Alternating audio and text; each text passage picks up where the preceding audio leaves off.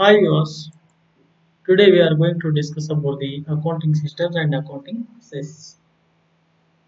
Before going to start the topic, I am requesting you kindly subscribe my channel and press on bell button. Give some likes. It will makes me a lot of encouragement to do further videos.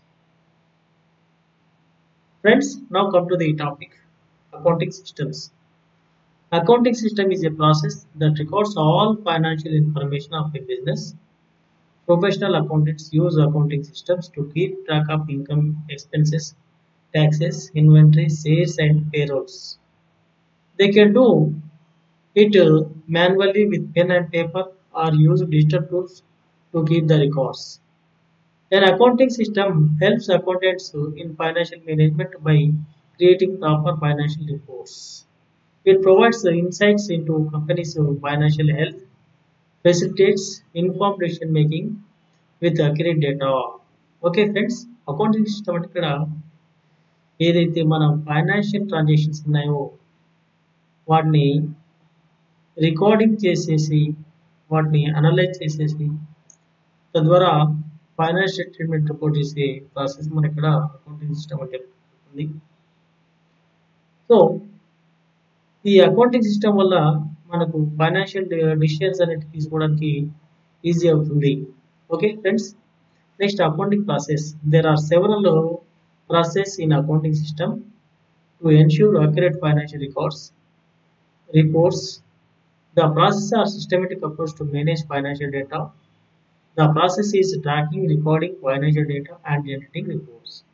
So ఇక్కడ accounting process లో మనము ఈ financial data అవుతుందో దాన్ని ఎలా record చేస్తున్నాం, ఎలా classify చేస్తున్నాం, ఎలా సపరేట్ చేస్తున్నాం, ఎలా అనలైజ్ చేస్తున్నాం, మరియు రిపోర్ట్స్ ఎలా తయారు చేస్తున్నాము అనే బేసిక్ తీసుకుని అకౌంటింగ్ ప్రాసెస్ అనేది ఉంటుంది. సో ఈ అకౌంటింగ్ ప్రాసెస్ లో మనకు 5 స్టేజెస్ ఉన్నాయి. First one is recording of transactions, second one is classification of transactions, third one is summarising transactions, fourth one is financial data and fifth one is financial reporting. So first part, the primary step in documenting all financial transactions.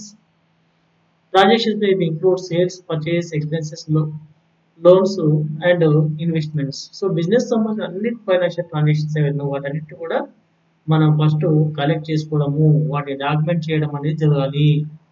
So దీన్ని recording of transactions అని చెప్పడం జరుగుతుంది. Next, classification of transactions. After recording transactions are classified into appropriate categories based on their nature. The common categories are assets, liabilities, equity, income and expenses. Proper classification is needed to determine the accurate financial position of the business. So next step or second step ఏంటంటే classification of transactions అని చెప్తున్నాం. అంటే ఈ business transaction nature బట్టి వాటిని ఒకటే రకమైన group సంబంధించిన వాటన్నిటి కూడా ఒక క్లాస్ లోపల మనము ఎంటర్ చేయడం జరుగుతుంది. దాన్ని క్లాసిఫికేషన్ అని చెప్పడం జరుగుతుంది. సో అసెట్స్ సంబంధించిన వాటి అసెట్స్ గ్రూప్ లో మనం ఎంటర్ చేస్తున్నాం, లయబిలిటీస్ దాని ఈక్విటీకి సంబంధించిన ఈక్విటీ దానిలో చేస్తున్నాం, ఇన్కమ్స్ సెపరేట్ గ్రూప్, అదేవిధంగా ఎక్స్పెన్సెస్ సెపరేట్ గ్రూప్, ఇలా సెపరేట్ క్లాసెస్ తయారు చేసి వాటికి సంబంధించిన ట్రాన్సాక్షన్స్ అనేవి రికార్డ్ చేసి పద్ధతి మనం క్లాసిఫికేషన్ అని చెప్పడం జరుగుతుంది. Next, summarising the transactions. The third step to summarise the transactions into financial statement such as the balance sheet, income statement and cash flow statements. So it is provided a clear view of the business financial health to the stakeholders. So third step లో ఏం చేస్తున్నాండి, ఏవైతే accounting transactions, business transactions ఏవైతే వాటన్నిటి కూడా మనము ఒక summary reports తయారు చేయడం జరుగుతుంది. ఫైనాన్షియల్ స్టేట్మెంట్స్ అని చెప్తున్నాము.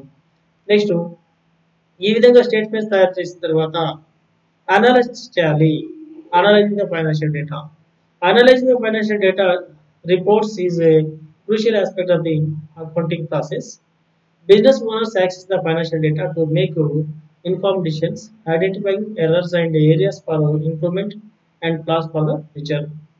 సో ఈ విధంగా తయారైన ఈ రిపోర్ట్స్ ఏదైతే బ్యాలెన్స్ షీట్ కానీ లేదా ట్రేడింగ్ అకౌంట్ కానీ, ప్రాఫిట్ అండ్ లాస్ అకౌంట్ కానీ, కరెంట్ స్టేట్మెంట్ కానీ, కామర్స్ స్టేట్మెంట్ కానీ, ఇలాంటి రిపోర్ట్స్ని బేస్ చేసుకొని వాటిని అనాలిసిస్ చేసేసి మనం ఫైనాన్షియల్ డిసిషన్ తీసుకోవడం అనేది జరుగుతుంది. Next, financial reporting.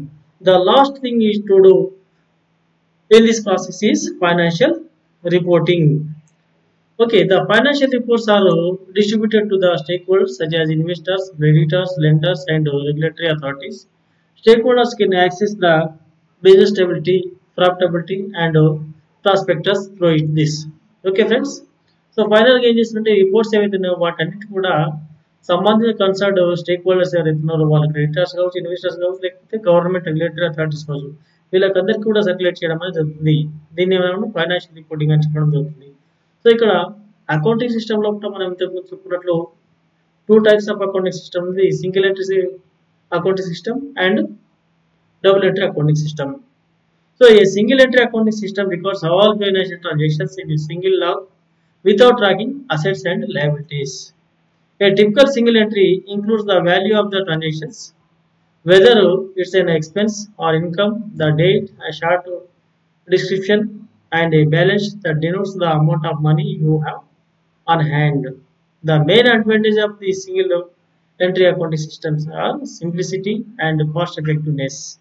In fact, you don't need any formal tracking to implement a single entry system, nor do you need to retain the services of a professional bookkeeper or credit certified public accountant to maintain it.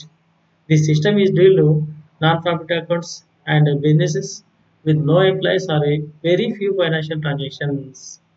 However, the drawback is that it does not capture enough data for you generate proper.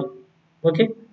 So ఈ single entry system లో మనం ఏం చేస్తుంటే only single side లోపల మనం accounting information అనేదాన్ని మనం record చేయడం అనేది జరుగుతుంది. దాంట్లో డేట్ కాలం ఉంటుంది, నెక్స్ట్ డిస్క్రిప్షన్ కాలం ఉంటుంది, నెక్స్ట్ వాటికి సంబంధించిన అమౌంట్ సంబంధించిన కాలమ్స్ ఉంటాయి.